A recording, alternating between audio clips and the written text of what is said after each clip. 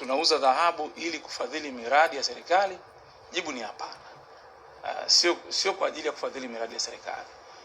Kama nilivyosema, kuna utaratibu wa namna ambavyo Benki Kuu inatoa fedha kwenda serikalini ya mikopo, kufinance government operations.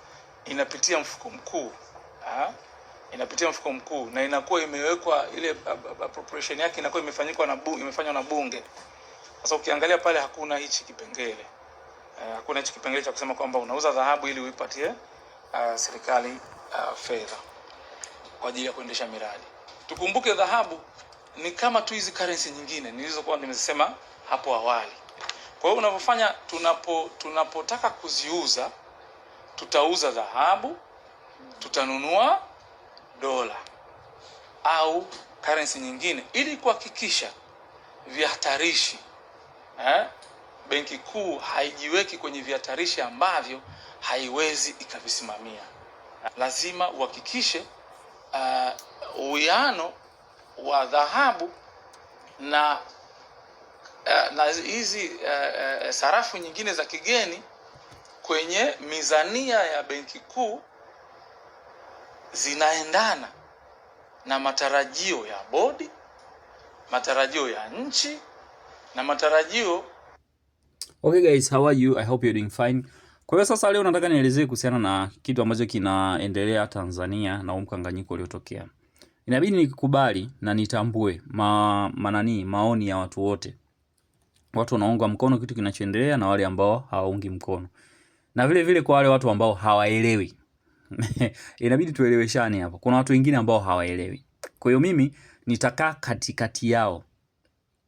Kwa nini nasema hivyo? Kwa sababu nataka niwaeleweshe watu duniani mambo yanaendaje. Haya. Hapa sitoelezea sana, nitaelezea kuhusiana na status yangu niliyoiweka kwenye kutoka kwenye status yangu. Sasa ni hivi. Kwa wale watu ambao hawajui ni hivi.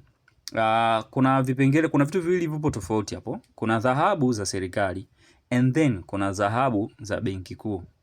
Hivyo ni viwili tofauti. Ni sawa sana vile vile serikali mara nyingi inakuwa haina hela, lakini Benki Kuu ndio ina hela. Kwa Marekani wanaita Federal Reserve. Kwa kama Benki Kuu, kama serikali inataka kupata hizo hela, wao wataissue bond, wataissue mikopo, ambayo mikopo itasimamiwa na nani? Na BOT. Huko sitaki niingie mbali nisije nikawachanganya watu. Lakini kiuhalisia au kwa kitu cha kawaida ni kwamba inabidi uelewe ni kwamba kitu cha kawaida, serikali au Benki Kuu, unaweza kuzichukulia zote, zinao uwezo wa kuuza dhahabu iliyokuwa nayo. Sio dhahabu tu, inaweza kauza dhahabu, inaweza kauza silver, inaweza kauza cobalt. Ni sasa sana haya makampuni yanakuja kwa ajili ya kuchimba dhahabu na hivyo vitu vingine. Hivyo ni vitu vya kawaida sana ambavyo vinatokea na sio ajabu katika dunia yote. Ili watu wasiweze kuchanganyikiwa ni kwamba kwa wale watu ambao hawajui, sisi kabla ya mwaka 2022 tulikuwa hatuna dhahabu hata moja. Yaani hata tani moja tulikuwa hatuna. Tulikuwa tunaziuza zote na zilikuwa ziingii kabisa. Yaani serikali ilikuwa hainunui.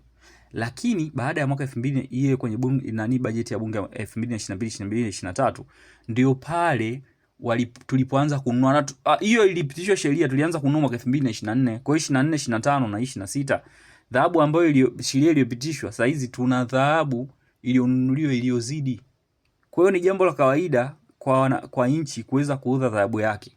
Kwa wale watu ambao hawajui ni kwamba leo hii huko duniani bei ya dhahabu imekuwa juu kuliko miaka zaidi ya 10-30 iliyopita. Kwa hiyo hii ndio ilikuwa nafasi kubwa kwa sisi kuuza. Na kwa wale ambao wasiojua, ikishapanda namna hiyo kinachofuata ni kudampu, na ndio kilichotokea siku 2 zilizopita.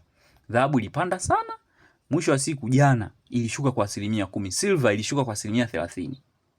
Nitakuja kuonyesha chati yao, lakini chati hapa sina, sikuiweka, nimeisahau kidogo, lakini chati zake zipo zinavyoonyesha hivyo. Kwa hiyo kama tuliuza kipindi kile, that's okay. Kama tukienda kuuza saa hizi, maana yake tunakuwa tumepoteza zaidi ya 10% ya yale mapato ambayo yaliyopanda. Kwa hiyo hapa nitaendelea na hizi hapa. Huyu jamaa nilikuwa ni comment moja hapo niliona ambayo yalielezea vizuri. Hapa anasema dhahabu ni uchumi, lakini Tanzania tumekaa kwa zaidi ya miaka 60 bila kuwa na hata kilo moja ya dhahabu. Ili jambo nafikiria Watanzania hawalijui. Mwaka 2024 ndipo rasmi tumeanza kununua dhahabu kama nilivyosema. baada ya kutengenezwa sheria ya 2022-2023 kwa makampuni yote yanayochimba dhahabu nchini Tanzania wachenjue katika simulator za Tanzania na waiuzie serikali 20% ya mavuno yote. Kabla ya hapo hakuna dhahabu yoyote ambayo Tanzania tulikuwa tunaimiliki kwa miaka yote. Sasa mwaka 2024 mpaka 25 mwanzoni dhahabu ilikuwa inauzwa dola 2400. Iko kitu ambacho nilikuwa nakielezea. Umeona? Kuna kiwango fulani hivyo wanaita ounce moja sijui kitu kama hiko. 2000 dola 2400, lakini leo dhahabu inauzwa dola 5400. Kwa hiyo kama serikali yoyote ilishaona, serikali jamani zinafanya trading kwa wale watu ambao hawajui, sisi wengine tupo kwenye masoko ya fedha tunajua hivi vitu. Umeona? Serikali ya Marekani, serikali ya Ujerumani ziliuza zaidi ya Bitcoin bilioni ngapi sijui hapo mwaka 2024 hapo. 24-25. Waliuza Bitcoin nyingi sana. Lakini Trump alivyoingia. Tena mimi nakumbuka kipindi kile tulikuwa tunamtania rafiki yangu fulani hivi. Nikamwambia mwanangu bwana, serikali nayo ina timing bwana. Imesubiri mpaka Bitcoin imefika ilikuwa dola 80 kuanzia mpaka 100,000 mpaka 120 ndio walikuwa wanauza. Leo hii Bitcoin sio 120 tena imeshuka mpaka dola 80. 90-80 ndio inachezea hapo. Kwa hiyo wale watu ambao wapo serikalini wanaanza kununua ikiwa dola 80. Tena wanaisubiri mpaka ifike hata 60 waanze kununua kwa wingi. Na wao wanafanya trading. Kwa hiyo ikiwa ipo juu lazima watu wauze. Iko sio kitu kibaya, watu wengi hawajui iko kitu. Sawa? Na hapa anasema kabla ya hapo tulikuwa hatuna, imefika 2004 kuna faida kubwa imepatikana hapo kwa kupanda kwa bei ambayo muda sio mrefu itashuka. In fact leo tunavyozungumza ambayo hiki kitu nilichokisema, dhahabu imeshuka 10%, silver imeshuka kwa 30%. Sasa kuna ubaya gani serikali kutake advantage ya kuuza dhahabu kiasi kidogo wakatengeneza zaidi ya trilioni 1 kama faida? Hapa kaelezea kuhusiana na ajili ya miradi na hiyo vitu vyote. Na mimi nikaja kutoa hii hapa kwamba kwa wale wasiojua wanaamini wanaokuwa na wasiwasi na hiki kitu ambacho kinaendelea ni kwamba uamuzi wa serikali umechelewa. Mimi ninasema kwangu mimi kwamba walichelewa. Ilitakiwa wauze hata hizo walizokuwa nazo. Yaani ilitakiwa wauze zote siku kama 3 zilizopita. Maana yake ile ilivyokuwa top. Walikuwa walitakiwa wauze zote. Why nasema walitakiwa wauze zote? Very simple. Sisi tuna migodi. Sisi tuna sheria kwenye migodi yetu tumeweka kwamba 20% ya dhahabu lazima iuzwe serikalini. Wewe jifikirie ndani ya mwaka mmoja 2024 2025 tumeweza kununua dhahabu za zaidi ya dola bilioni 3. Kwa hiyo maana yake ndani ya miaka 2 ijayo 3 tunaweza tukawa na dhahabu zaidi ya bilioni 6. Kwa nini tusiuze saa hizi? Alafu tukawa tuna hiyo pesa. Tunauza, tunanunua dola, tunafanya exchange na dola, and then sisi tunaenda kununua dhahabu yetu kwa Tanzanian shillings.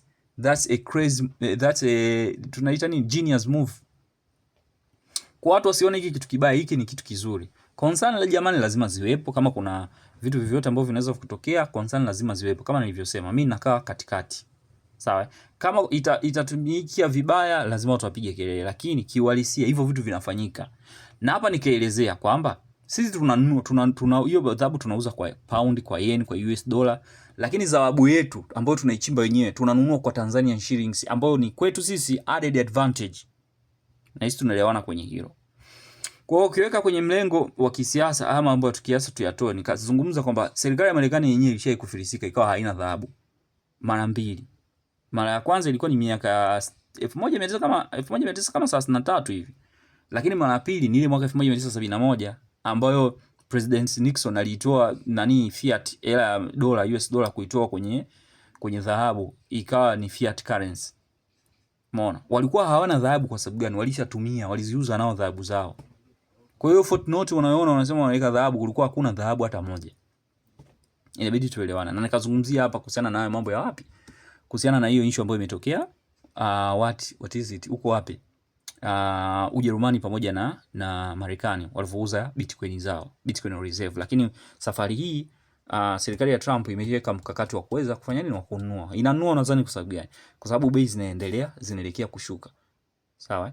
Na hiko ndio kitu watu wengi wanatakiwa wajue. Na huko tunakuelekea dhahabu ilishafika all time high.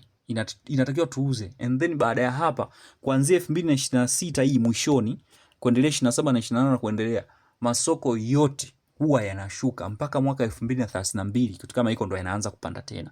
Kwa hiyo kipindi hiki yani wamepiga move moja ya hatari. Mimi nawapongeza kwa hiko kitu walichokifanya.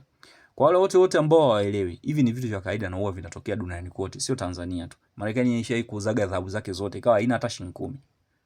Okay guys, nahisi mtakuwa mmeelewa kwenye hilo. Have a nice day. Thank you.